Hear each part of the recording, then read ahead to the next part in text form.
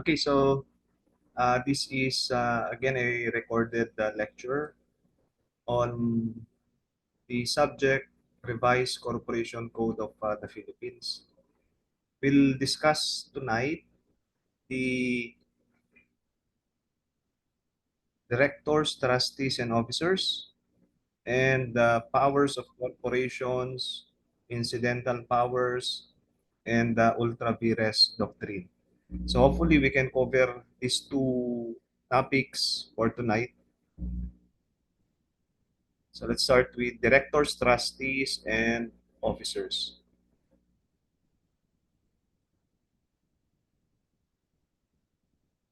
So as you know, the directors, trustees, and officers compose the management of the corporation. So these topics will help us understand their role as the policy-making body of the corporation. So we will discuss how or who are qualified and disqualified to be directors. If qualified, how should they be elected? What is an independent director, which is given importance in the revised corporation code? Okay, what is the term of a director or trustee? And what do we mean by this holdover capacity? And how are they removed? How are directors or trustees removed? So if removed, or if there would be a um, op vacancy rather in the board, how should the corporation fill the vacancy for the continuity of corporate governance? And then what are the voting requirements? So if elected already, what are the duties, liability, and dealings of directors? What are the rules here? Then in relation to management by directors and trustees, what do we mean by the doctrine of centralized management and the business judgment rule? Okay? As far as dealings of corporations, or rather as far as how corporations transact, what do we mean by the doctrine of apparent authority and doctrine of ratification or estoppel? Okay, let's start with qualifications and disqualifications of directors and trustees. Okay. So the rule on qualifications and disqualifications are designed to ensure that those who will manage the corporation will have integrity, competence, and accountability, which are standards set by the RCC. So the provisions dealing with qualifications, okay, or the provision dealing with qualification is section 22, okay, which says that for someone to be a director, he or she must own at least one share of stock registered in their name or his or her name in the corporation's book, the stock and transfer book of the corporation, or for directors in non-stock corporation, he or she must be a member of the corporation. Okay. So non-stock directors must be stockholders on record, meaning their shares are recorded in the stock and transfer book. While for non-stock, they must be members of the non-stock corporation. Now, it's also required that corporations vested with public interest must have independent directors. Now, how about the disqualifications? Okay. So this person is disqualified from being elected as a director or trustee. Okay. A person is disqualified if within 5 years before the election or appointment, they were convicted by final judgment of an offense punishable by imprisonment exceeding 6 years, if he is found guilty of violating the revised corporation code or the securities regulation code, if found administratively liable for fraudulent acts, and aside from finding of guilt by domestic tribunals, the person is also disqualified if found guilty by a foreign country or court or regulatory authority for acts that are similar with those in the preceding enumeration. So take note also that the disqualification does not only pertain to a finding of guilt in criminal offenses, but also for administrative offenses. And take note also, for the disqualification to set in, there's a reckoning period here, which is 5 years before the election. So even if a person has been convicted of any of these or found guilty of any of these, if that fact happened more than 5 years before the election, then that person is not disqualified.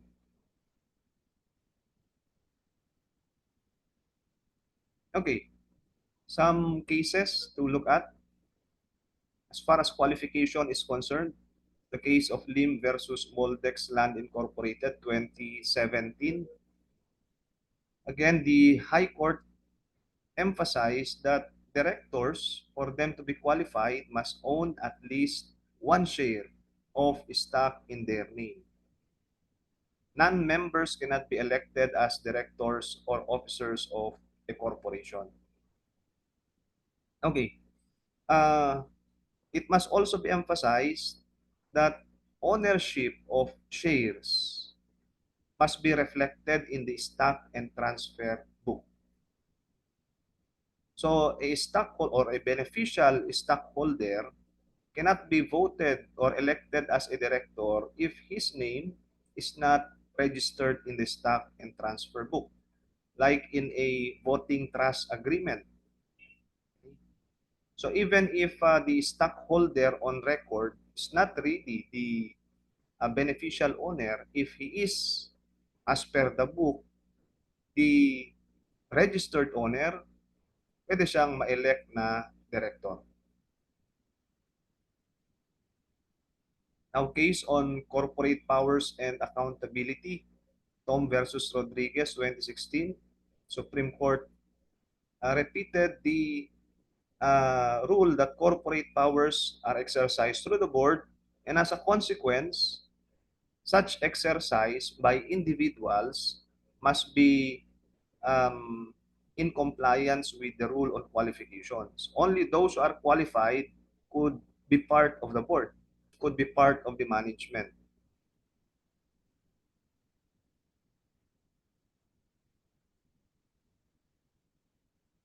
Okay. So adhering to these qualifications and disqualification standards, the corporations can assure compliance with revised corporation code pursuant to the goal of good corporate governance.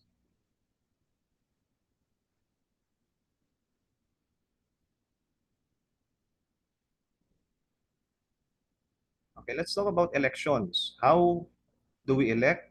Who can elect? Okay. When should the election be done?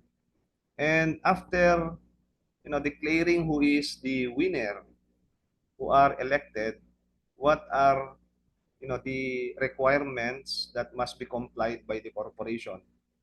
So let's start from who can vote. Okay, who can vote?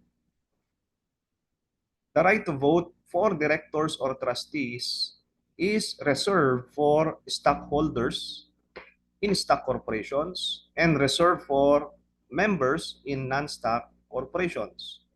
So stockholders or members have the right to vote. Okay? Well, the reason behind that is because, okay, they have interest in the corporation, and it is through election of directors that they participate in the management. After that, they no longer have any participation in the management of the corporation. Okay, that's the the situation that they have a voice directly on the management of the corporation. Analogous to our concept of elections in the democratic setup of the country. Okay, let's look at some examples. For stock corporations, who can vote? Answer: stockholders who own shares of stock in their name as recorded in the stock and transfer book of the corporation as of the time of the election. How about in non-stock corporations, who can vote? Members. Okay? Members of the corporation. Okay, reiteration. Question: who can vote for directors or trustees under the revised corporation code? Legal basis, section 23, stockholders or members of record have the right to vote for directors or trustees. Now, proxies may vote but cannot be elected unless they are stockholders or members.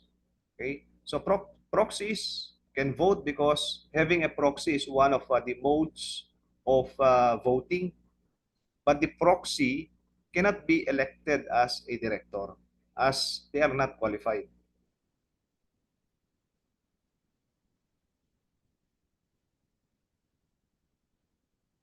So voting rights are a critical aspect of corporate governance, ensuring that only qualified individuals participate in the election of directors or trustees. Okay, a bar exam tip: questions on corporate governance often test the distinction between stock and non-stock corporations. So you have to be careful with the terms you use, the reference of the people composing these two kinds of corporations. It all the questions on corporate governance usually deal also with voting rights and validity of elections. So to determine validity of elections, you have to look into the quorum requirement, the voting methods, and whether the nominees are really qualified under the law.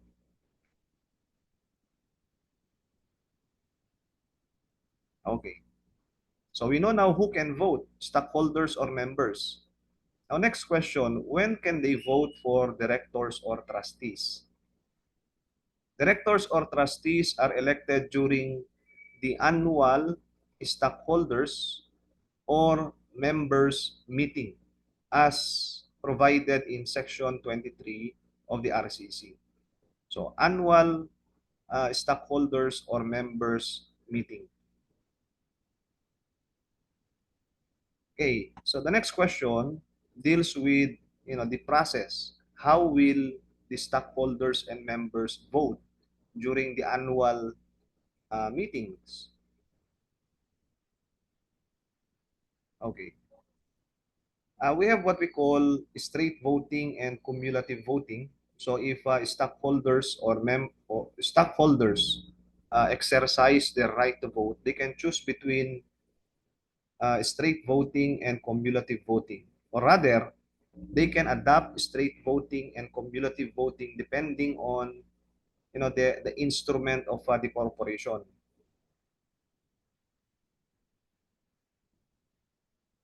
So two common methods of voting are straight voting and cumulative voting, okay, under section 23 of the code. So these methods are designed to ensure fair representation of stockholders in the board of directors, particularly in stock corporation. Now let's look into the difference between straight voting and cumulative voting. Okay. In straight voting, a stockholder votes for each director position using the number of shares they own. Okay, so kung may one share ang isang stockholder and there are five directors, that stockholder can, you know, give one vote for each of these five directors. Now, what if, for example, a stockholder owns 100 shares and there are five directors to be elected? How will, voting proceed if the method is straight voting? So, answer, the stockholder can cast 100 votes, as that is his number of shares, for every director. So, 100 votes for candidate A, 100 votes for B, C, D, and E. So, each of them can have or can receive 100 votes. Okay. That's for straight voting. How about for cumulative voting? Now, in this method of voting, a stockholder may concentrate all, okay, his votes on one candidate, or he can distribute them among several candidates in a manner that is different from straight voting. So the total number of votes a stockholder can cast would be equivalent to the number of shares they own times the number of directors to be elected. Now, to explain this, let's look at the example. Okay? And also to distinguish it from straight voting. So imagine again that the stockholder owns 100 shares. There are five directors to be elected. Sabi ng formula, number of shares times the number of directors to be elected. So, the stockholder can cast a total number of 500 votes. So, how will the stockholder allocate his votes under cumulative voting? So, as we said a while ago, that stockholder can concentrate all his votes to one candidate. Or he has the alternative to distribute his 500 shares to all the candidates in a manner that he deems fit. Okay? So for example, kung distribution yung gusto niya, he can give 300 votes to A, 100 votes to B, and another 100 votes to C, with a total of 500. So as far as D and E candidates, wala na silang makuha kasi hanggang dun lang yung total number of votes ni A. Okay? So I repeat, straight voting, for each candidate, for each director to be elected, hindi pwedeng lalampas yung votes na ikakas ng isang stockholder doon sa shares owned. But in cumulative voting, pwede. Okay? The formula in cumulative voting is number of shares owned times the number of directors to be elected. And as to the allocation, pwedeng i-concentrate sa isa or it could be distributed to the candidates in a manner that the stockholder likes.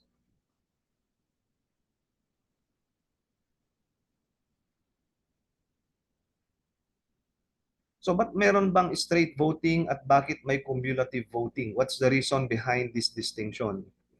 Well, if the corporation chooses straight voting, then their goal in mind is proportional representation, meaning whoever owns the biggest share will have the strongest or the loudest voice in the election.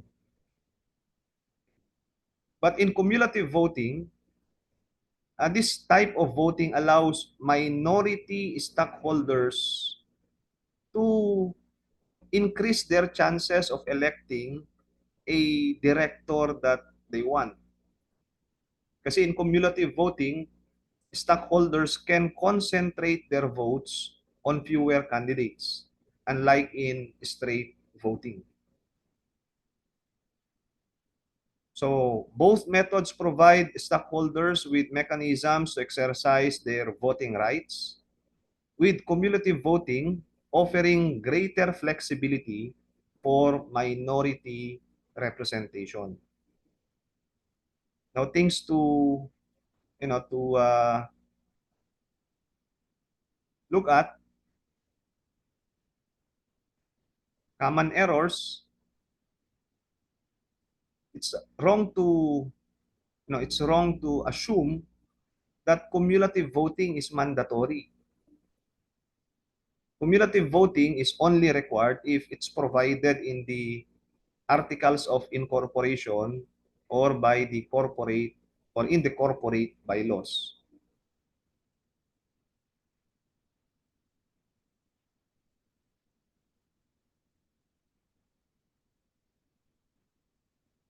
Okay, let's try to answer this. A corporation has 3 director positions to be filled. So stockholders will elect 3 directors. Stockholder X, okay, owns 50 shares, while stockholder Y owns 100 shares. Question number 1, how many votes can stockholder X and stockholder Y cast under straight voting? O, dun muna tayo. Pag straight voting, paano yan? Votes, the shares, your shares, you can uh, give uh, the, the number of votes as your number of shares for each director. So for stockholder X, he has 50 shares, so he can cast 50 votes for each director. So yung total ng pwedeng i-cast niya na vote is 150. But for each director, ang pwede niya lang i-cast would be his uh, total shareholdings, which is 50 shares. So for Y naman, he has 100 shares, so he can cast 100 votes for each director.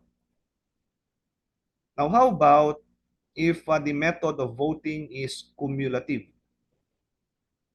Okay, considering that X has 50 shares and Y has 100 shares. Paano kaya sila pwedeng mag-vote? Now, for X, he has a total of 150 votes to cast. Kasi 50 is number of shares times 3, the number of directors to be elected. So 150 votes. Paano niya i-allocate yan? Depende sa kanya yan. He can cast that total 150 votes to just one candidate, or he can distribute that to the 3 candidates. For stockholder Y, 100 shares times 3, 300, that's the total number of votes he can cast. And concentrate the 300 votes to one voter, or he can distribute that as he may deem fit. Okay, so that's straight voting and cumulative voting.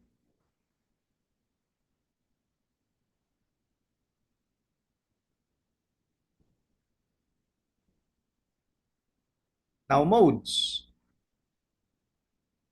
We also classify the manner of election into these 3 modes. Okay? Meron yung tinatawag na personal voting, voting by proxy, and voting through remote communication or in absentia. Okay, legal basis of these 3 modes is Section 23, Section 57 of the law. So ano ba yung personal voting. Okay, in this mode of voting, the stockholder or member physically attends the meeting and physically cast their vote in person. Okay? So Section 23 provides that stockholders or members may vote personally during elections. Voting by proxy naman. In this mode of voting, a stockholder or member authorizes another person to vote on their behalf through, this is important, a written proxy. Dapat may written instrument. Basis Section 57 of the RCC. Okay? So uh, the proxy, the authorization should be in writing, signed, and submitted to the corporate secretary within a reasonable time before the meeting. So dapat in writing, signed, and submitted to the secretary before the meeting within a reasonable time. Pero usually, ganito yung nangyayari, proxy. Kasi many stockholders are busy with their own affairs, with their own business, so they usually send a proxy to cast their vote. Then the third mode of voting is voting through remote communication or in absentia. Under this mode, stockholders or members may participate and vote in meetings through electronic means, like what we're doing, yung video conferencing, or by submitting their votes in absentia. Of course, this takes into consideration the advancements in technology and also is in participating through the different technological platforms available. Basis is Section 23, which permits voting through this mode.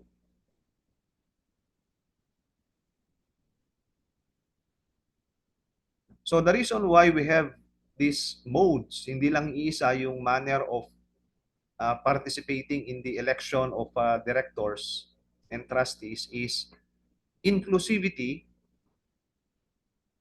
and flexibility in corporate governance. So as much as possible, all interested persons must participate in the election of directors. Things to watch out: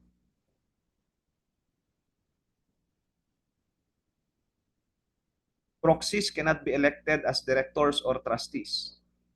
Okay? You should also remember that remote communication, okay, remote communication as a mode of participating in elections is not the default mode. And you cannot use that mode if it is not stated in the corporate bylaws or if it was not authorized by the board. So before you can avail of the third mode, remote communication, there should be an authorization from the corporate bylaws. Let's try to answer this hypothetical scenario. ABC Corporation is holding its annual stockholders meeting.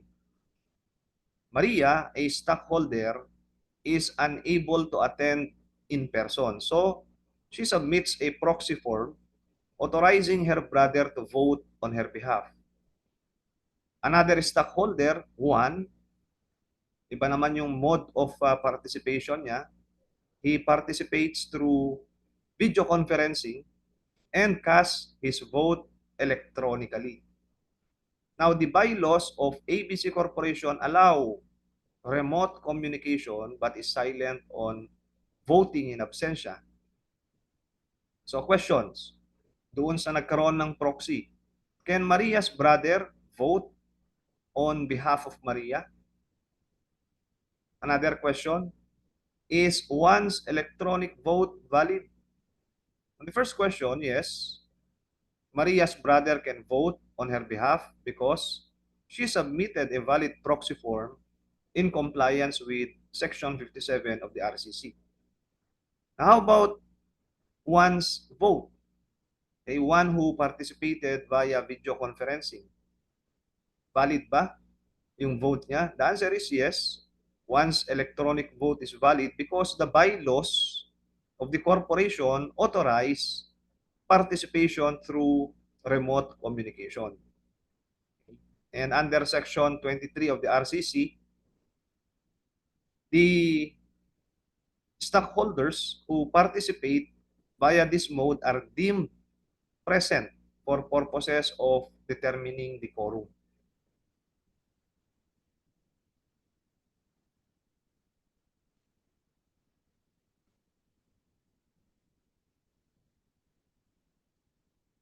Okay. And lastly, on how will stockholders and members vote, you need to take note of the concept of a quorum. Okay? Ano ba yung quorum? Quorum is, a requirement so that a stockholders or a members meeting is valid, or that any action taken during that meeting is valid. Okay? A quorum is achieved when the owners of a majority of the outstanding capital stock for stock corporations or majority of the members entitled to vote are present, either in person, by proxy, or through remote communication. So take note of this under Section 23. In stock corporations, you determine not the number of stockholders who participated, but the ownership, okay, of the stockholders who participated. So owners of a majority of the outstanding capital stock. So if, for example, the stock corporation has 10 stockholders only, if two participated in the election in that stockholders meeting, but these two represent already the majority of the outstanding capital stock, then there is already a quorum. For non-stock corporation, talagang bibilangin mo yung magpa-participate dyan, 1:1. Okay? Because for each member, he is entitled to one vote only. Now, how will you count? Do you consider those who are absent but participated through a different mode present? Yung absent physically but are present, for example, via video conferencing, are they counted in determining the quorum? The answer is yes. Okay? Because they are considered present either in person, by proxy, or through remote communication.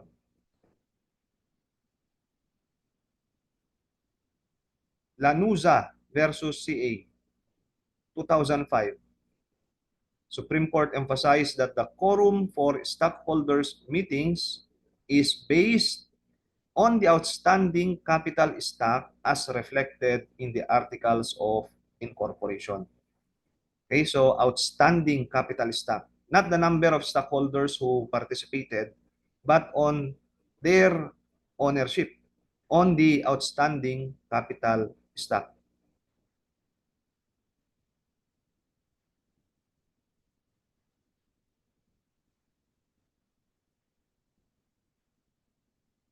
Lim versus Moldex, 2017, the court invalidated a general membership meeting and the election of directors due to lack of quorum and the election of non-members of as directors. So there are two main issues related here. Everything that transpired during the meeting, in this case, membership meeting, if the members did not meet the quorum, then hindi mo rin pwedeng i-elect yung isang member kung hindi mo pwedeng i-elect na trustee ang isang tao if he's not member of the corporation. Okay, so we now know how, okay, stockholders and members vote. Now, after all of this, pag may napili na director or trustee, the process does not end there. There is a reportorial requirement. The results of the election must be reported to the Securities and Exchange Commission within 30 days after the election. Okay, so in sum, the election of directors or trustees under the code is a really structured process designed to uphold corporate democracy and governance. There's a need to comply with the quorum, voting rights, and reporting requirements. Okay, because non-compliance would, invalidate the entire election process. Okay, let's talk about independent directors. This is another topic.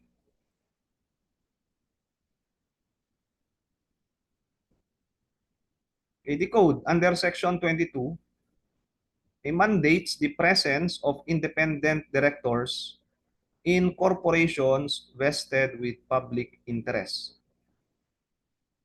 So dapat laging magkasama yung dalawa. If you mention about corporations vested with public interest, then in the composition of their board, there must be at least 20% independent directors. But who are independent directors? Section 22 defines independent directors as individuals who are independent of management and free from any relationship that could materially interfere with their judgment. So they are not, tied by any monetary consideration with the corporation. They are tasked with ensuring transparency and accountability in corporate governance.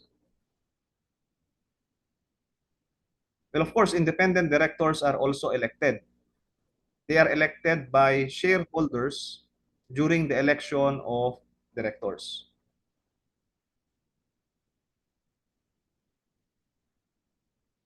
Okay. So take note of the mandate of the RCC for corporations vested with public interest to have independent directors. And to reiterate, basta pag makita nyo po yung corporations vested with public interest, you need to associate that with independent directors. Laging merong independent directors dapat sa composition ng board ng corporations vested with public interest. Well, in a nutshell, this is the law's way of uh, assuring that the interest of the public will not be prejudiced because of the management of these corporations.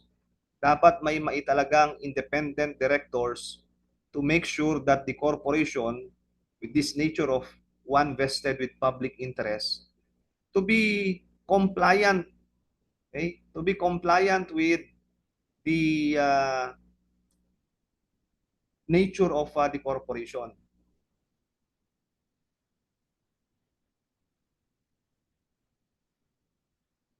Now, what are corporations vested with public interest? Okay? So by reason of their nature, corporations vested with public interest are subject to stricter governance and regulatory requirements due to their significant impact on the public economy or specific industries. So, makikita natin dito yung mga examples ng corporations vested with public interest which by their nature have an impact on the public, on the economy, or on specific industries. So the code enumerates Okay? Corporations that fall within this category. Okay, one, corporations whose securities are registered with the SEC. Okay? Number two, corporations listed on a stock exchange.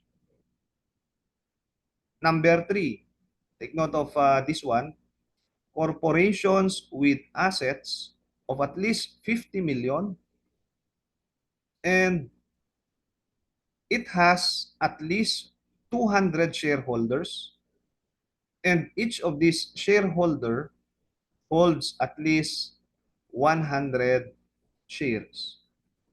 A corporation vested with public interest yan. Then of course, we have banks and other financial institutions. Okay? And other corporations as may be, categorized by SEC as one vested with public interest. So lahat ng to, corporations vested with public interest. How about common carriers? Well, it's submitted that common carriers are also corporations vested with public interest. Okay?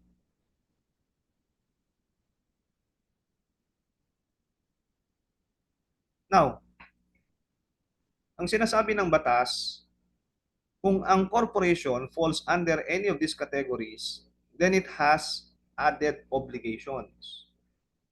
Maraming added obligations on corporations vested with public interest kasi tinututukan to ng government kasi may impact sila sa public. One of the added obligations is, as we mentioned earlier, the composition of its board. At least 20% of the board of directors must be independent directors or those directors who are free from any relationship that could impair their independent judgment in carrying out their responsibilities. That's one of the additional obligations. Another additional obligation on corporations vested with public interest is the election of a compliance officer. Dapat may compliance officer ang ganitong corporation. A compliance officer must be elected by the board to ensure adherence to laws, rules, and regulations, Section 24. Also, okay, there are additional reportorial requirements. Okay? These corporations must submit a director or trustee compensation report and a performance appraisal report.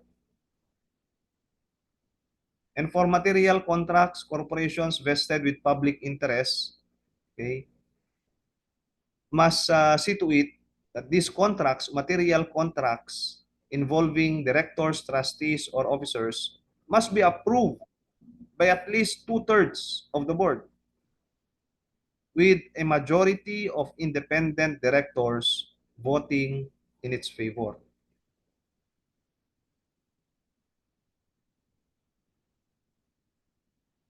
So nakita natin na on top of the obligations imposed on the regular corporations, maraming dinagdag na obligation sa corporations vested with public interest. What's the reason for these additional obligations? Okay. One would be to protect minority shareholders and the investing public. Second, the additional obligations promote transparency and accountability in corporate operations. This is also in line with corporate governance practices with international standards, and also to prevent abuse of corporate resources and ensure fair treatment of stakeholders. Okay.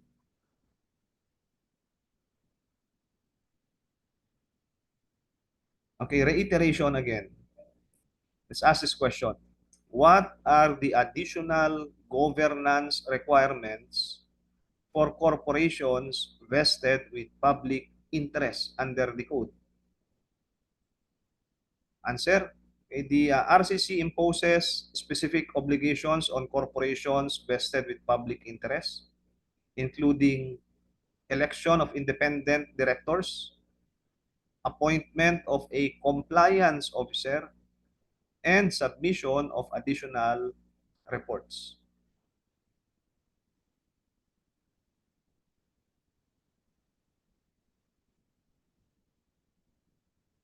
Some common pitfalls. Okay.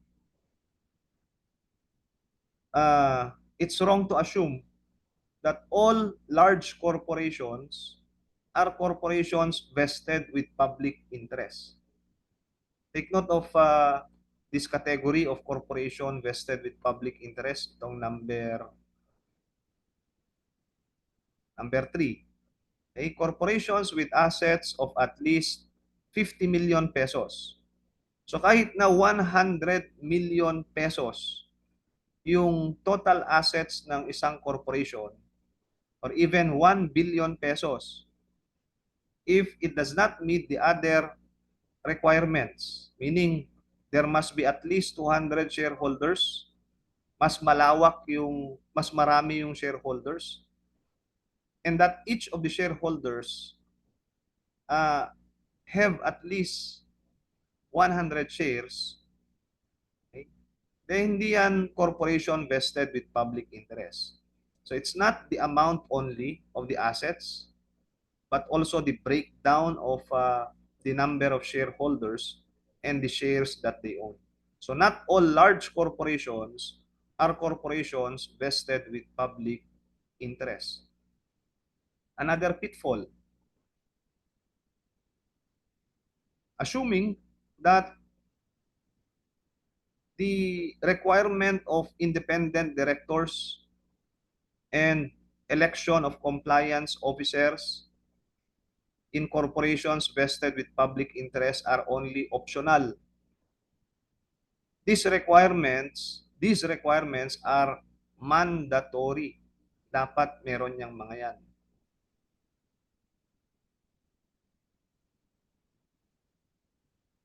So let's answer this hypothetical scenario. ABC Corporation is a publicly listed company, okay, with assets worth 100 million pesos.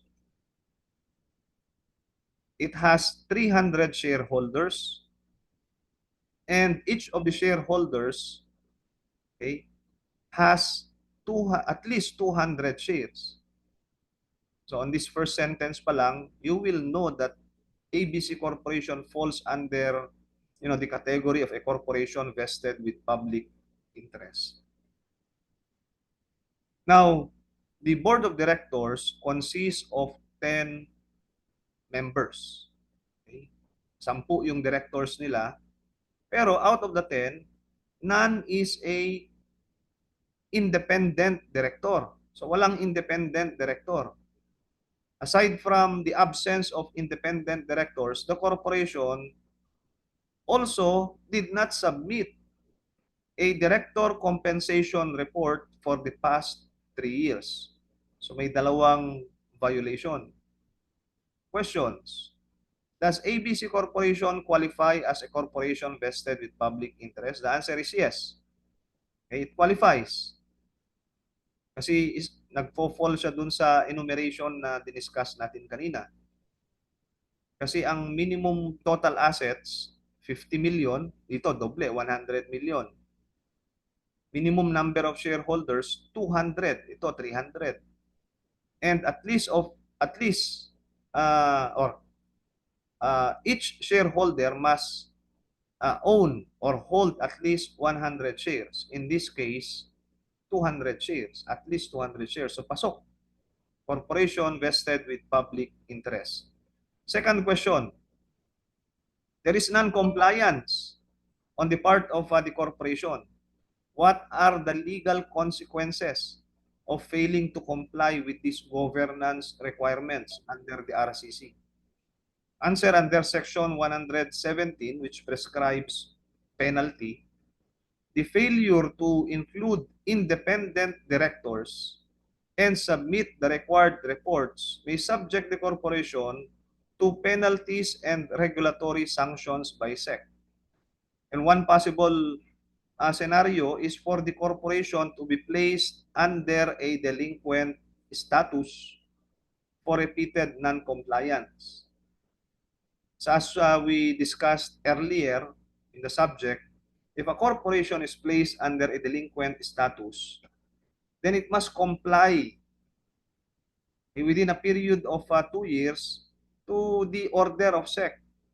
Kung di niya ma-comply yan, then its certificate of incorporation will be revoked.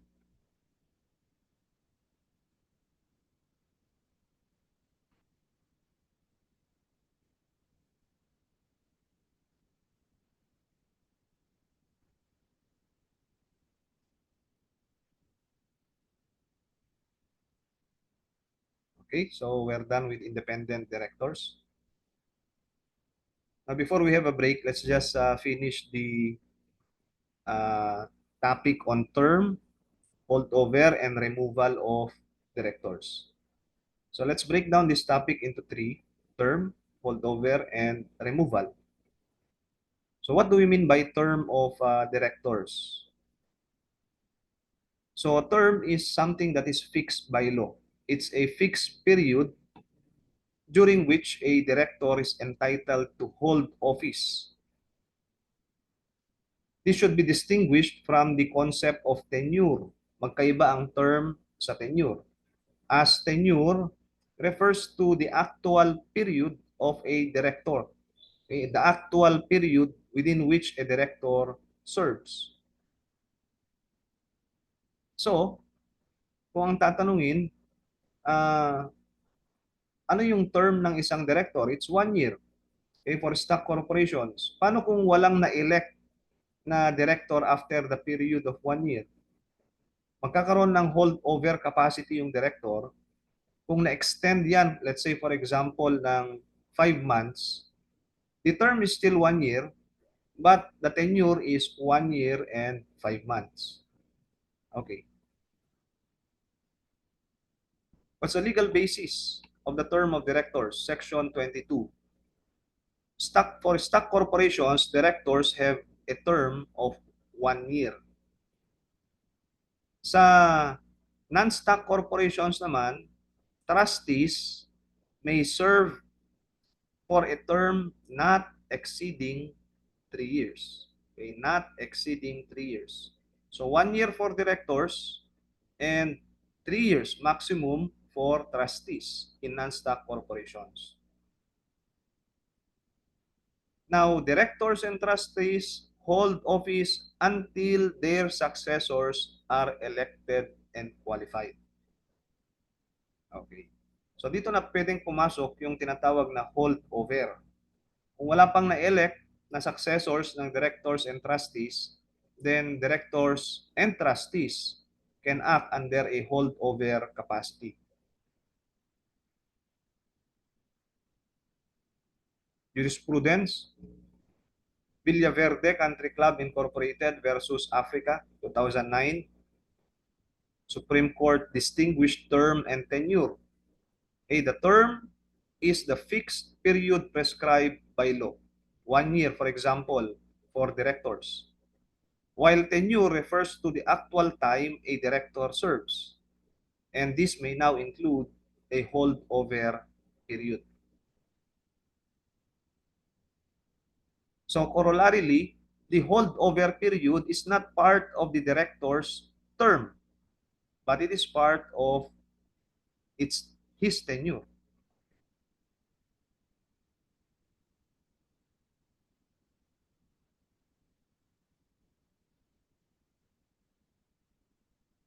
Okay.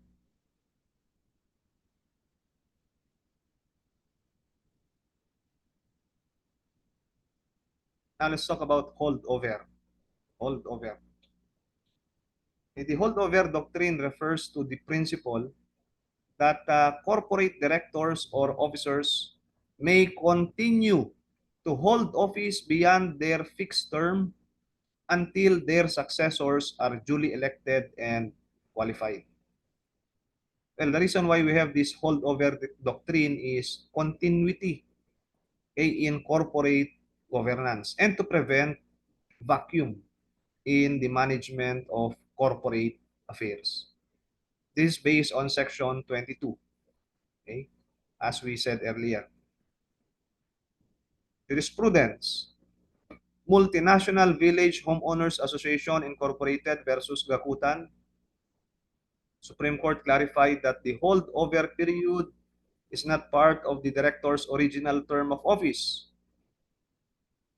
It is a continuation of their tenure for the purpose of avoiding leadership vacuum. This is a practical mechanism to ensure continuity of corporate governance.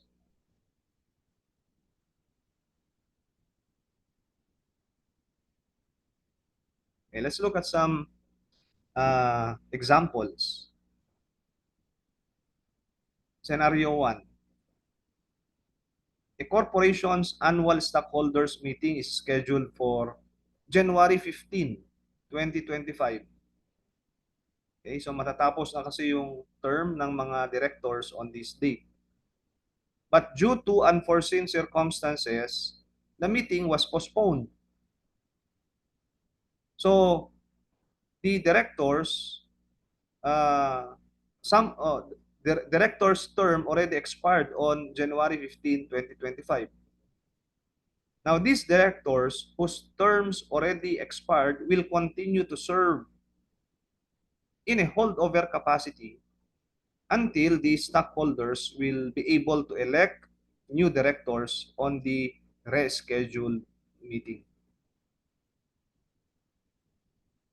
In a non-stock corporation naman, a trustee may complete their term, okay, in 3 years. Pag wala pang na-elect, then they can remain in office in a holdover capacity. Again, the point here is to ensure continuity in corporate governance and to prevent vacuum in the leadership, okay, in management.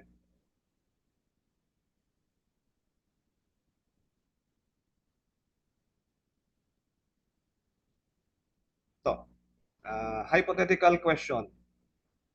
A corporation's board of directors failed to hold an election for new directors due to a lack of quorum at the annual stockholders meeting. The current director's term have already expired. Now, can the current directors continue to act on behalf of the corporation? Why or why not? Suggested answer, yes. The current directors can continue to act on behalf of the corporation, okay, in a holdover capacity. Okay.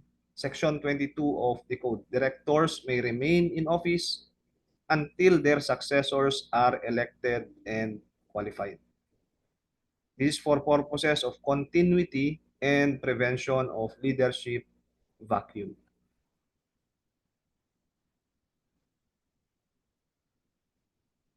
And lastly, removal. Okay. Directors or trustees may be removed by the stockholders or by the Securities and Exchange Commission. But the authority to remove directors or trustees, okay, is with the stockholders or members. So paano ba tinatanggal ng mga stockholders yung directors nila?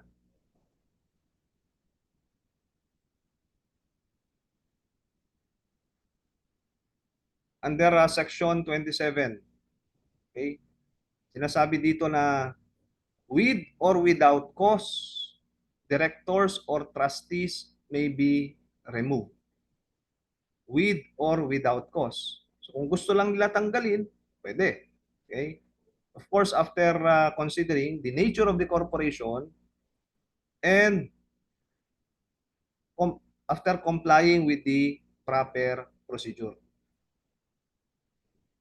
So voting procedure requires compliance with the voting requirement. So to remove a director, you need an affirmative vote of at least two-thirds of the outstanding capital stock. So two-thirds. And for non-stock naman, two-thirds of the members. Yan ang kailangan na vote para matanggal ang isang director. Now, saan gagawin yan? Where will the stockholders vote? Okay. In what forum? Should be in a meeting. It could be in a regular meeting or in a special meeting. Okay. So sa special meeting, it must be on the basis of the call, either of the corporate secretary upon the order of the president, or a written demand by stockholders or members holding at least a majority of the outstanding capital stock or voting members. Now, aside from the meeting requirement, you also need the notice requirement. Stockholders or members must be given prior notice of the intention to propose the removal at the meeting. Okay? So grounds, with or without cause yung removal, voting requirement, two-thirds. Okay, at least two-thirds. Meeting requirement, removal may be done in a regular or special meeting.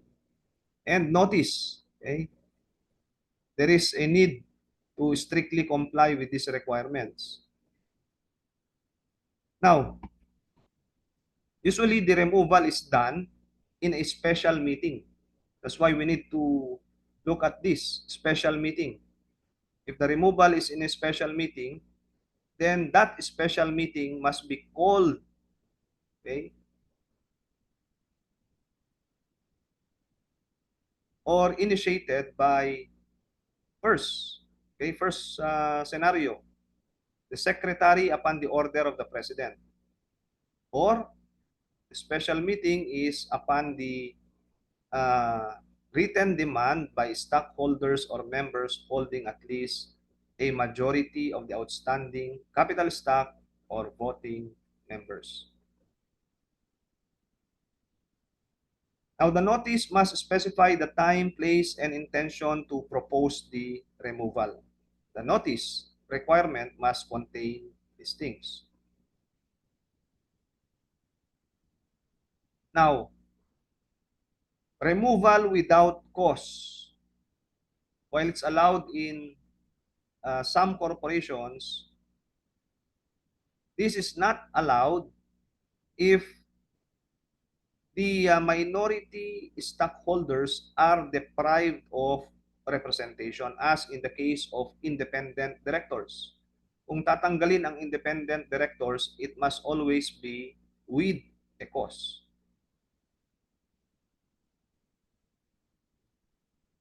Jurisprudence, Bernas versus Cinco. In here, there was a dispute arising from the removal of directors of the Makati Sports Club. The the body that initiated the removal, okay, the call for the removal of the director was not the secretary upon the order of the president. It's not the stockholders, but an oversight committee. Yan yung nag-initiate ng call for the removal. So what would be the effect if there is non-compliance with the procedural requirement? The High Court ruled that, okay, there was an improper call. The corporation did not follow the procedural requirements, including proper notice and authority to call meetings. And failure to comply renders the removal of the directors invalid. So there is a need for strict adherence to the procedural requirements for the validity of the removal of directors.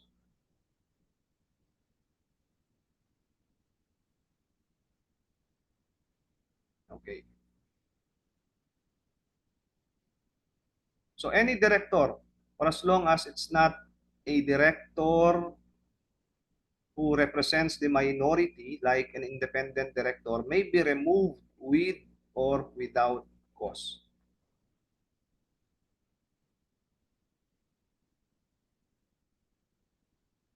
And the removal by SEC, so pwede palang mag-initiate ang SEC motu proprio or upon the complaint filed before it sa pagtanggal ng directors or trustees. So while the power, the authority to remove directors or trustees is with stockholders or members, the Securities and Exchange Commission, okay, may intervene in some cases. Section 158 grants the Securities and Exchange Commission the power to investigate and impose sanctions for violations of the code, including the removal of directors or trustees for cause. So the SEC may intervene in the removal of directors or trustees, either for a cause, okay, for violation of corporate governance, or failure to comply with legal requirements. Also for fraudulent or illegal acts.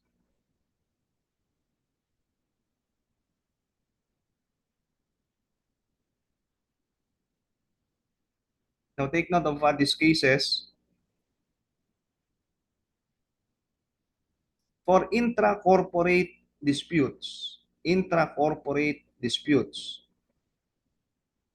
nagkaroon ng issue as to the validity of the removal of directors. Does SEC have the authority to resolve this dispute? The answer is yes. Okay. In the case of Bernas versus Cinco, the Supreme Court affirmed the jurisdiction of SEC over intra-corporate disputes. Also in Reiniel versus Jochico, okay, the SEC's jurisdiction over intra-corporate disputes was affirmed. Okay? Intra-corporate disputes may include the issue on the removal of directors. So the SEC may remove directors or trustees for valid causes, provided of course due process is observed.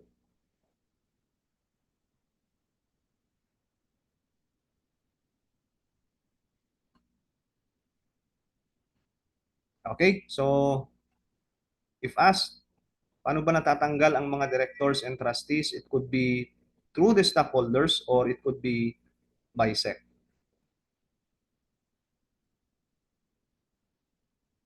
Okay, so let's have a 5-minute break muna.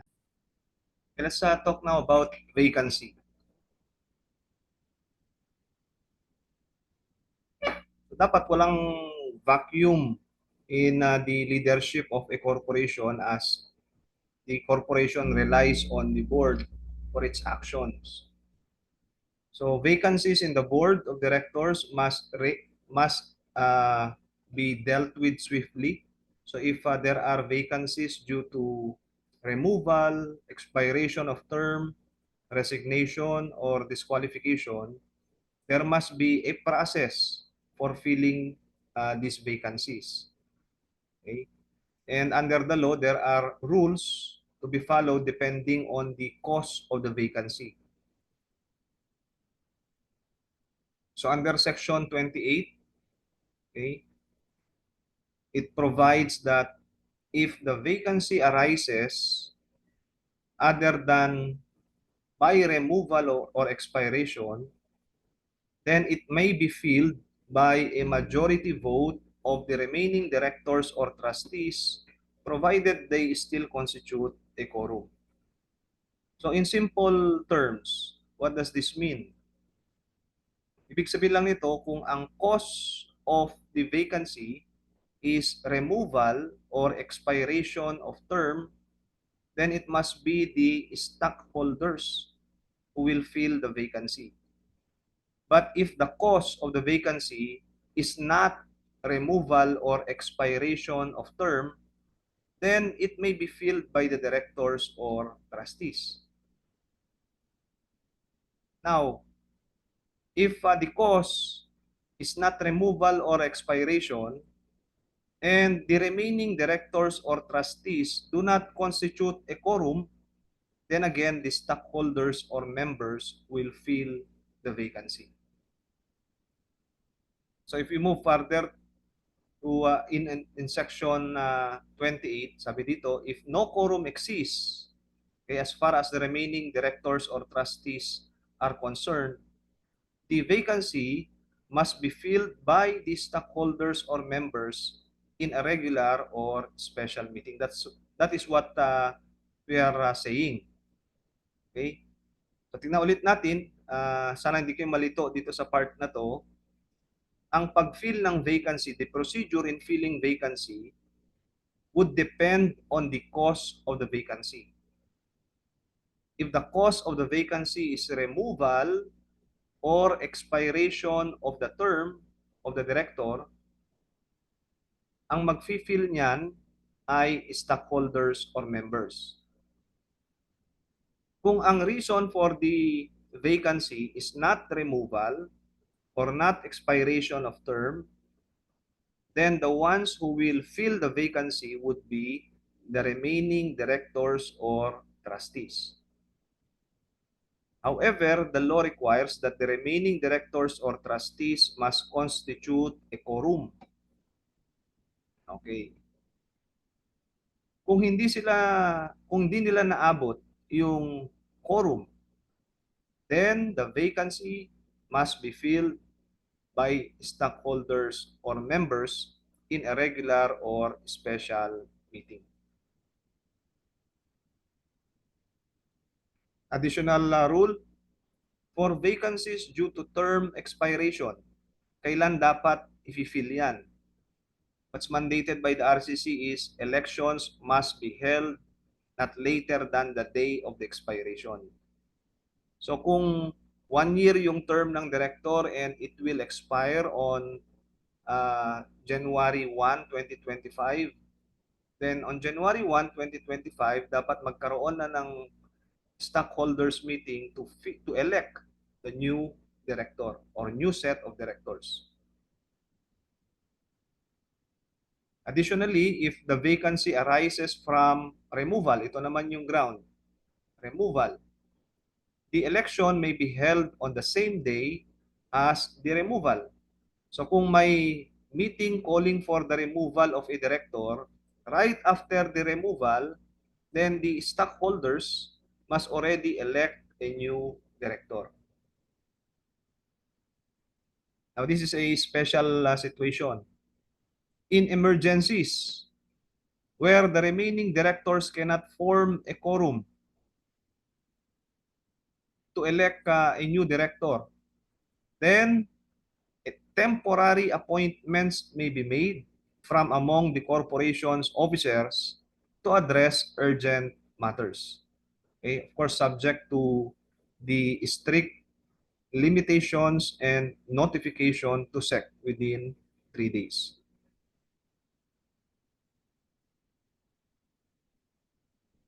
So, the law, or to better understand the provision, let's look at the situations of vacancy based on what caused them. Okay? Expiration of term. If this is the cause of the vacancy, then it must be filled by stockholders or members. If the cause of the vacancy is removal, again, it must be filled by stockholders or members. For all other causes like resignation, death, incapacity, this may be filled by the remaining directors for as long as they constitute a quorum. Otherwise, if they do not constitute a quorum, stockholders or members will fill the vacancy.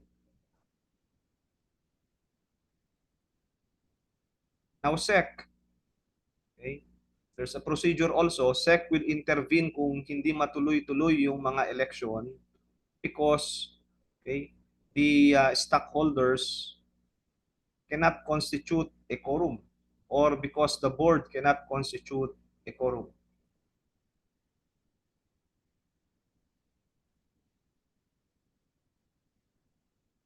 Okay, so we pause this question to sum up the discussion. When and how should vacancies in the board of directors or trustees be filled? Answer, it, it could be filled by stockholders or members if the vacancies are caused by expiration of term or removal. Okay? And this is done in a regular or special meeting called for the purpose. And it could be filled by the board of directors or trustees if the cause of the vacancy, okay, is other than expiration of term or removal, such as resignation, death, incapacity. Additional provision for this, if the vacancy is filled by the board of directors or trustees, is that the remaining directors must constitute a quorum. If they do not constitute a quorum, then stockholders or members must fill the vacancy. Also, the vacancy could be filled by SEC in cases where the corporation is unable to function due to the lack of quorum in the board. Okay? So the SEC now will step in to appoint directors or trustees to fill the vacancy temporarily. Now let's look at this hypothetical scenario, okay, to better understand, okay, how to fill vacancies. A corporation has 7-member board, 7 directors. Okay. One director resigns.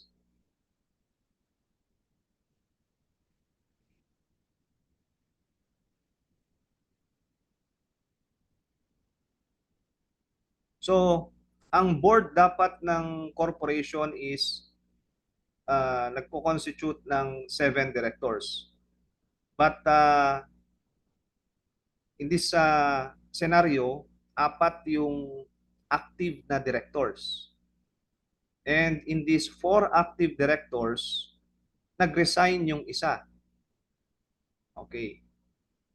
So, anong nangyari? Nag-create ng additional vacancy doon sa 7-member board. So, out of the 7 possible positions, 4 yung vacancies. Now, the bylaws require a quorum of 4 directors to conduct business. The stockholders are unable to convene a meeting due to lack of notice. Now, question, who has the authority to fill the vacancy and what steps should be taken? So, dun sa discussion natin kanina, tignan muna natin yung cause of the vacancy. Apparently, one cause is resignation. Okay? One cause is resignation. Under the law, kung ang cause ng vacancy is removal or expiration of the term, then ang may authority to fill the vacancy is the stockholders. But in this case, resignation, it's other than removal or expiration of term. So, yung vacancy na yan, it should be filled by the remaining directors. But in this case, the remaining directors, tatatlo lang. They do not constitute a quorum. Thus, babalik na naman yung authority to fill the vacancy to the stockholders. Ayun. Let's argue further. Paano kung may emergency? Okay. So while in this case, the stockholders have the authority to fill the vacancy as the remaining directors do not constitute a quorum, if an emergency exists, the remaining directors may temporarily fill the vacancy by appointing an officer of the corporation, okay, subject to limitations and reporting requirements to SEC. Okay?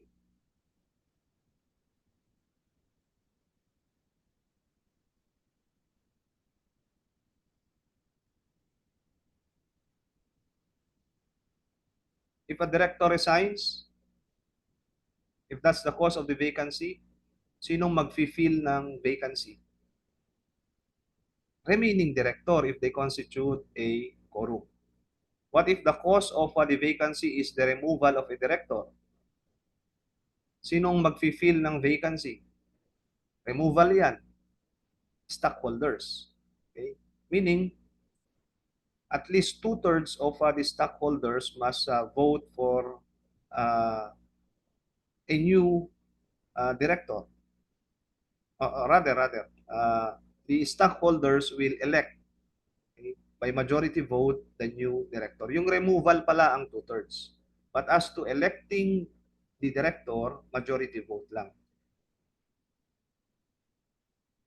Emergency board appointment. Yan. Kung balikan natin ulit, okay, before we leave this topic, cause, removal, termination, or expiration of the term. Stockholder lang dapat yan. Kung any other cause, it will be the board of directors, the remaining directors.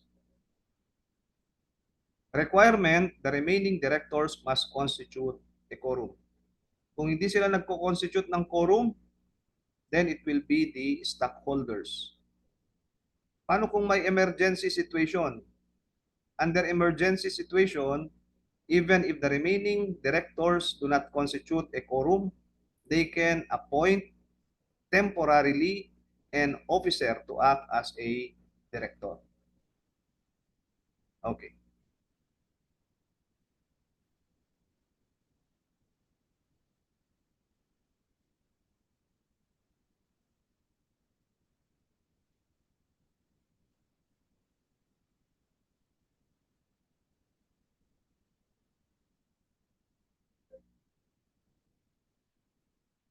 Voting requirements.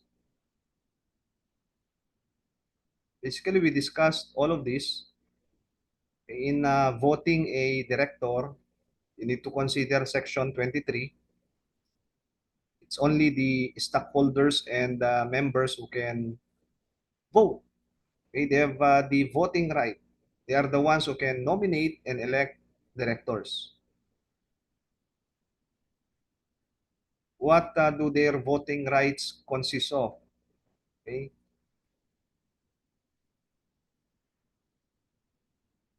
So stockholders, they can vote all shares for as many candidates as there are directors to be elected. That's straight voting. Or they can cumulate their votes, concentrate all their votes to one candidate, or distribute votes among multiple candidates. Okay? And the stockholders or members can vote either in person, by proxy, or by remote communication. Okay. It is just a reiteration of what we already discussed. Now let's talk about duties, liability, and dealings of directors. So we'll break down this topic into three: duties, liability, and dealings, although one leads to another. Okay, duties. Ano bang duties ng director? Okay. Directors have the following duties: duty of obedience, duty of diligence, duty of loyalty. Okay? Duty of obedience is encapsulated in Section 22, as the provision requires directors to act within the purposes for which the corporation was organized. Duty of diligence is inscribed in Section 30 since directors are mandated to exercise reasonable care and diligence in managing corporate affairs. And for loyalty, under Section 31, directors must avoid conflicts of interest and must act in the best interest of the corporation. Okay? In fact, directors must put the interest of the corporation over their own interests. Okay? Duty of loyalty.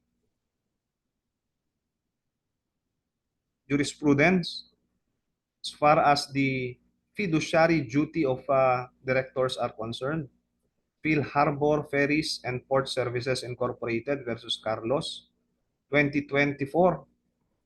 Supreme Court emphasized the fiduciary duties of directors, including the duty of diligence, which requires acting with care of a prudent person in managing corporate affairs.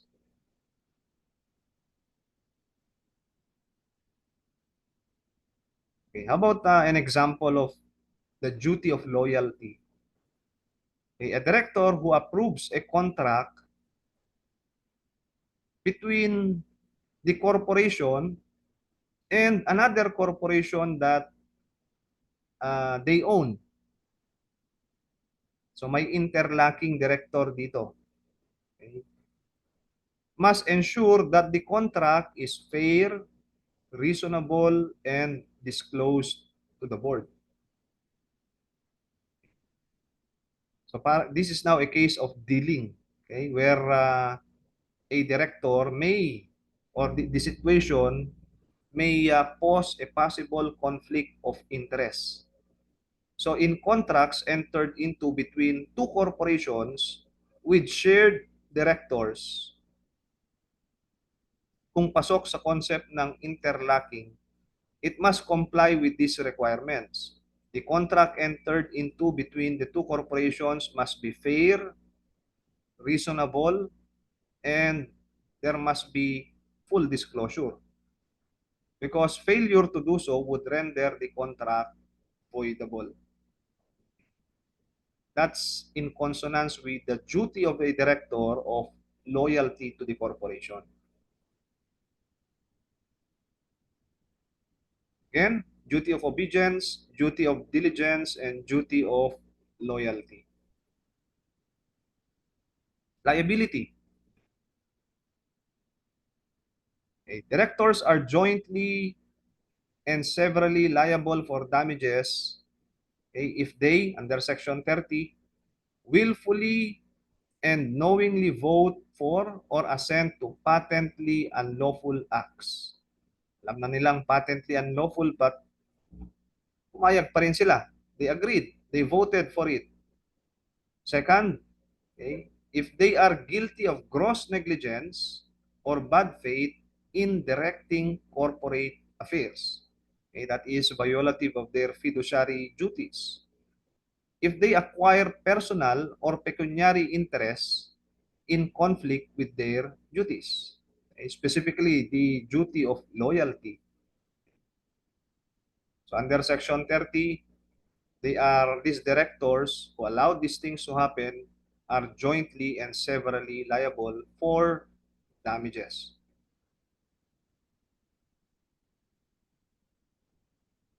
Now, what is the quantum of proof to make these directors liable? Clear evidence of bad faith, gross negligence, or conflict of interest. Okay? Because a mere allegation is not enough. There must be a factual basis, okay, or clear evidence to hold the directors liable. In the absence of clear evidence, then the officers, okay, who are charged of um, violation of corporate duties will be absolved, like in the case of Phil Harbor Ferries and Port Services Incorporated versus Carlos, where the court absolved corporate officer of liability because there was no clear evidence. Okay?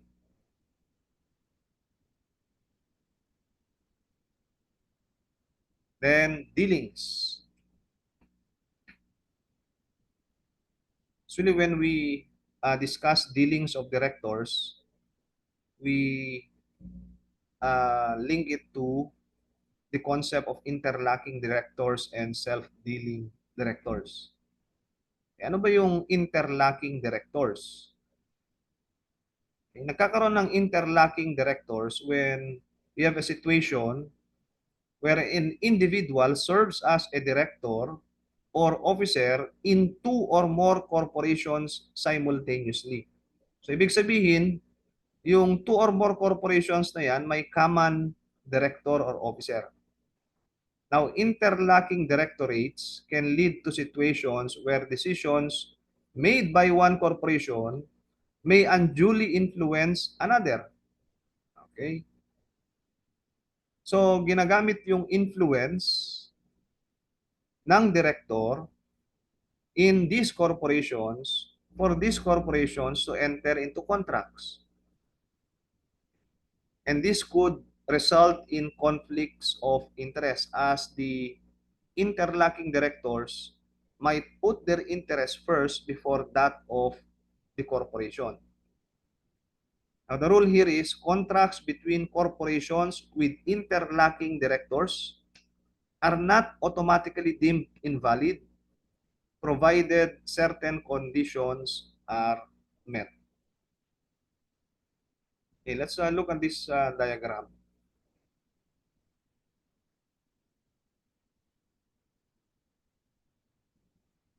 So what is the status of a contract entered into by corporations with interlocking directors? So if you have two corporations, for example, may common director sila at yung dalawang corporation na yan pumasok sa kontrata, anong status ng contract between these two corporations with interlocking director? Well, you have to look at the uh, shares of the common director. Okay? So if the interlocking director has substantial, okay, share in both corporations who entered in contract, then yung kontrata ng dalawang corporation na yan ay valid. Okay? Valid yan. Kasi kung more than 20% yung share ng director in both corporations, it means that, a corporation is not swayed by the other corporation. Kasi parehas lang naman yung interest ng interlocking director. However, if in the two corporations, okay, the interlocking director has substantial interest in one, meaning more than 20% yung shares niya dun sa capital structure or capital structure ng corporation. And then nominal naman sa isang corporation, meaning less than 20%, then the contract between the two corporations is voidable. But under the law, it is valid if it complies with these three requirements.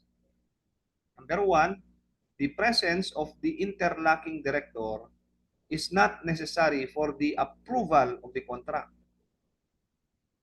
Second, okay, his vote is not necessary for the approval of that contract.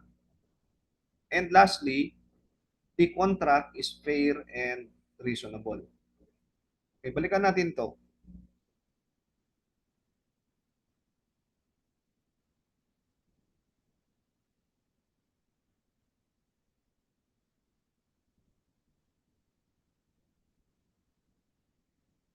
Let's look at the examples here.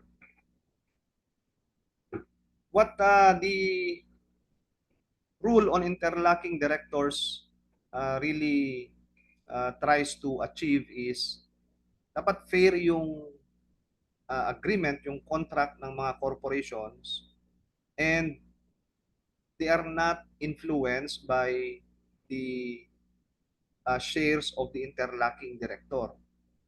And also, that is pursuant to the duties of a director, yung fiduciary duties niya. Now, example 1, Mr. A is a director in both X corporation and Y corporation. So you have there an interlocking director, si Mr. A. Now, his shares in X corporation is 10% of the outstanding capital stock. Meaning, in X corporation, nominal lang yung shares niya. Pero sa Y corporation, his shares is 30% of the outstanding capital stock. So, substantial yung share niya because it's more than 20%. So, dito pa lang makikita nyo na applicable yung analysis na pwedeng maging voidable yung contract. Okay? Now, there is a meeting for a contract to be entered into between these two corporations, X corporation and Y corporation. The board of X corporation consists of 10 directors. 8 were present during the meeting. What is the status of the contract between X corporation and Y corporation?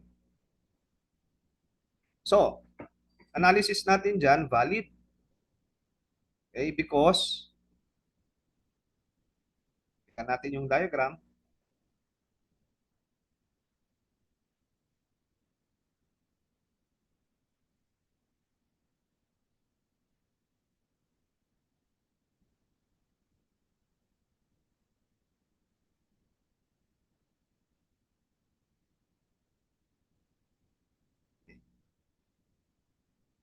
The example, the problem falls under this one. Nominal sa isang corporation, substantial yung share ng interlocking director sa pangalawang corporation. Okay. It would have been voidable if, okay, hindi nag-comply dito sa requirements na to. But in the problem a while ago, nag-comply sila sa requirements. Because out of 10 directors, 8 are present. So kahit mawala si interlocking director, may 7 pa rin who will constitute the quorum to have a meeting. The vote also of the interlocking director is not necessary because out of the 8 who are present, tanggalin mo yung interlocking director, pwede pa rin na mag-proceed yung contract. And, well, of course, there's a presumption of good faith. The contract is fair and reasonable. So with this, the contract between X and Y corporation is valid because it has all these requirements.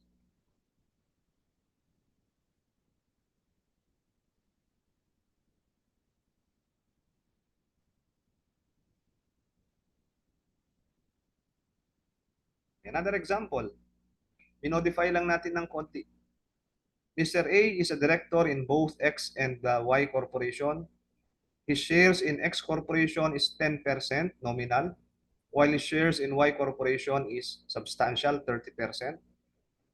There is a meeting for a contract to be entered into between X and Y corporations. Okay, the board of X corporation consists of 10 directors. 7 were present during the meeting. 4 of the directors voted in favor of the contract, while 3 dissented. Now, what is the status of the contract between X corporation and Y corporation? Titignan natin yung numbers. 10 dapat, pero 7 lang yung pumunta. Okay? And out of the 7, 4 directors voted in favor of the contract, while 3, okay, voted against. Siyempre, si Mr. A, yung si Director A, voted in favor. Ngayon, paano kung tanggalin mo yung vote ni Mr. A? will the contract still proceed? The answer is no more. Kasi hindi na siya majority vote. So if that is the case, it did not comply with the requirements of a valid contract, okay, relative to that with an interlocking director. So if the presence or the vote of the interlocking director is necessary for the passage of the contract, then that contract is voidable. Okay, voidable. Okay, dito naman, last example. Mr. A is a director again of both X Corporation and Y Corporation. His shares in X Corporation is 30%, substantial, while his shares in Y Corporation is 30%, substantial rin. Now, they still need to read the other portions of the question. Kung ang tanong is, what is the status of the contract? Kahit hindi na. Kasi in both corporations, substantial yung interest ng interlocking director. So whatever contract these two corporations enter into, valid yan. Okay? Valid. Basta fair and reasonable lang yung kontrata. Substantial, presumption of the contract, valid. There are nuances only in the situation where the interlocking director has a nominal share in one corporation but a substantial share in the other.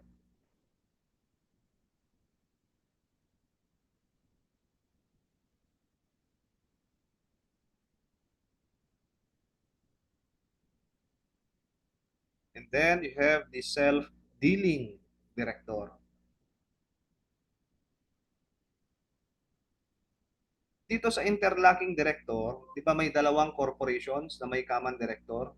So sa concept naman ng self-dealing, you have a director dealing with his own corporation. So nakikipag-contract yung isang director or any relative within 4 civil degrees of consanguinity, affinity with the corporation where uh, he is a director. Okay? So self-dealing directors are corporate directors or officers who engage in transactions that benefit themselves at the expense of the corporation. Okay? So dapat may provision tayo to address conflicts of interest and ensure that directors act in the best interest of the corporation and its shareholders. Okay? So, ano ba yung provision dito? Section 31. Directors or trustees who willfully and knowingly vote for or send lawful acts of the corporation or who are guilty of gross negligence, bad faith are liable for damages. In Section 32 also, okay, you have conditions enumerated under which contracts involving self-dealing directors are valid. A contract for a director is voidable unless certain conditions are met, including the absence of director's vote in the approval of contracts, and that the contract is fair and reasonable under the circumstances. Now let's look at another diagram to explain further self-dealing. Yan.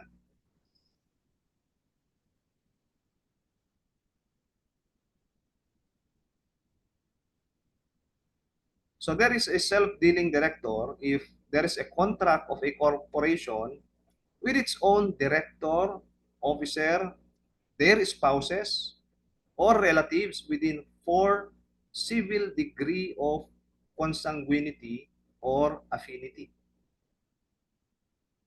Okay? So director dealing with his own corporation, officer dealing with his own corporation, spouses of director or officers or any relative within 4 civil degrees of consanguinity or affinity transacting with the corporation. Self-dealing yan. Okay? It's a contract relative to a self-dealing director. Anong status ng ganyang klaseng kontrata? Nakikipagkontrata ka sa sarili mong corporation. Voidable.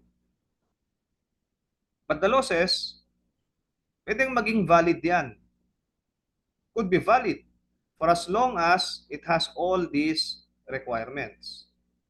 If the presence of this self-dealing director is not necessary, if the vote of that self-dealing director is not necessary for the approval of the contract, if the contract is fair and reasonable, this is the most important one. Okay? Kasi pag wala yan, hindi rin siya magiging voidable. Void na yan. And if corporation is vested with public interest, kailangan ng 2/3 of the board and majority of the independent directors to vote. Okay.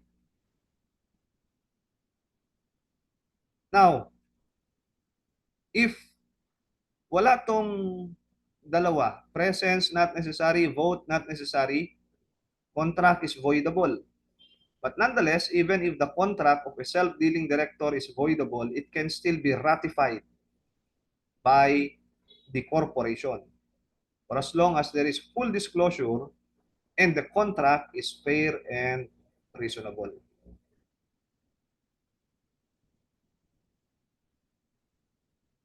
Okay, let's look at some examples.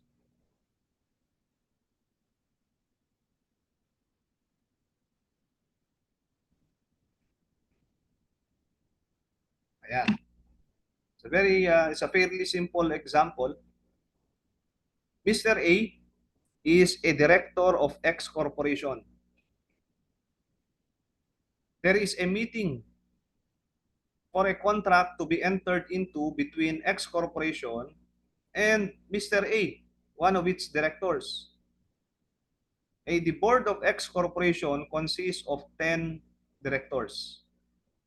6 were present during the meeting. 4 of the directors voted in favor of the contract, while 2 dissented. Now, what is the status of the contract between X corporation and Y corporation? May Y corporation. X corporation and Mr. A. Yan. So let's analyze the problem. You have a self-dealing director, a director which is or who is dealing with his own corporation. And then, generally, voidable na yan kung ganyan. That's the assumption, voidable contract pag self-dealing yung contract. But, in this scenario, pinapakita yung facts kung paano i-approve yung contract. Okay? Relevant facts, you have 10 directors. Out of the 10, only 6 are present. So they still constitute a quorum, kaya natuloy yung meeting. Now, out of the 6 who were present, 4 voted in favor while 2 are against. So ang tanong natin, para maging valid itong contract of a self-dealing director, is the presence of the self-dealing director necessary to constitute a quorum? Is his vote necessary to approve the contract? So in this case, tanggalin mo yung vote ni Mr. A. Ang maiiwan na lang 3. So 3 votes. So 3 votes out of 6 directors who attended. So hindi majority. Hindi may papasa yung vote o yung contract kung hindi boboto si Mr. A. That's why the contract here is a voidable contract. Okay, nonetheless, the contract may be ratified by the corporation. Another example, Mr. A is a director in X corporation. There is a meeting for a contract to be entered into between X corporation and Mr. A. The board consists of 10 directors. 7 were present during the meeting. 5 of the directors voted in favor of the contract while 2 dissented. What is the status of the contract between X corporation and Y corporation? Okay. So kahit tanggalin mo yung vote ni Mr. A, papasa pa rin yung contract. So the contract is valid. Okay. Except of course, if X corporation is a corporation vested with public interest. Since the rules there would require a two-thirds vote from the board.